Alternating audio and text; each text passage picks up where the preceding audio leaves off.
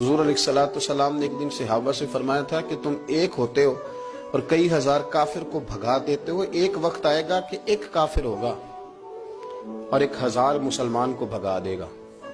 اس بیماری کو خاص توجہ سے سننا اور اس کی وجہ بھی سننا کہ بیماری پھیلتی کیسے ہے، بس اس بات کو کبھی نہ بھولنا، یہ نفع دے گی۔ کہا ایک کافر 1000 مسلمان کو آگے لگا کے بھگائے گا، کیونکہ وہ پاک طیب طاہر دلوں والے لوگ تھے۔ وہ بول پڑے یا رسول اللہ صلی اللہ علیہ وسلم کیوں ایک کافر 1000 مسلمان کو بھگا ڈالے گا؟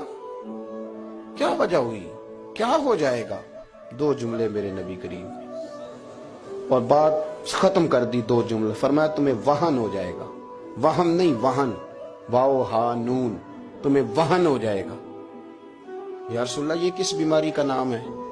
تو اللہ کے رسول علیہ السلام فرمانے لگے اس کا ترجمہ یہ ہے کہ تمہیں دنیا سے پیار ہو جائے گا اور تمہارا مرنے کو دل نہیں کرے گا۔ دنیا سے پیار کرو گے، موت کا لفظ آئے گی تمہیں کراہت آئے گی، کراہت، حالانکہ مرنا پکی بات ہے، لیکن تمہیں جب موت سے کراہت آنے لگے اور زندگی سے پیار ہو جائے پھر کافر تمہیں بھگائیں